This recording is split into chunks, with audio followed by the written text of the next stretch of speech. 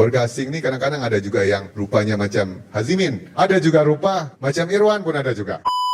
Daya upaya dan advokasi kepenggunaan. Ini juga cukup penting. Antaranya bagaimana kita dapat bring on board media. Kadang-kadang rakan-rakan media kita ni pun nakal jugalah. Tetapi kita tidak pilihan. Kita perlu. Dia nakal tajuk-tajuk. Baru ni saya kenal lah. Biasalah netizen kan. But saya just cuba untuk belajar lah. Bila tajuk kadang-kadang netizen tak baca kandungan kepada laporan itu. Dia tengok tajuk dan dia buat kesimpulan sendiri. Umpama Menteri KPDN ini menggalakkan supaya minyak masak paket dijual kepada warga asing. Walaupun apa yang saya maksudkan sebenarnya adalah amalan sejak daripada dulu tidak ada larangan kepada penjualan kepada warga asing, dan inilah kesan daripada dasar selama ini subsidi pukal. That's why we need to do reform dalam subsidi kita dengan penyasaran subsidi. Bukan apa, saya fikir penting juga. My worry adalah apabila kita tengok viral di TikTok, rakyat kita buat marah bila dijual ada warga asing beli minyak masak. Saya khawatir akan ada pihak yang mengambil tindakan sendiri yang sebenarnya dari segi perundangan tidak ada larangan. Itu aspek yang perlu kita bagi tahu kepada rakyat kita. They are talking about minyak masak paket. What about petrol dan diesel di pump-pump station? Juga sebenarnya kita tidak ada larangan untuk menjual unless kenderaan yang ada plate number, registration number asing. Tapi that's the same. Hanya kerana mungkin mereka tidak dapat nampak kalau minyak masak tu dia kehabisan. Kita tengok warga asing ni, dia marahlah. Tapi kita pertimbangkan melalui penyasaran subsidi. We are looking into that. We have to look into that. Kita kena sama-sama lihat lain daripada konsep penyasaran subsidi tersebut. Cuma kalau pada peringkat ini sebelum kita sasarkan tadi kita buat sekarang, saya khawatir dari segi pelaksanaan. Antaranya apa? Warga asing ni kadang-kadang ada juga yang rupanya macam Hazimin. Ada juga rupa macam Irwan pun ada juga. Jadi macam mana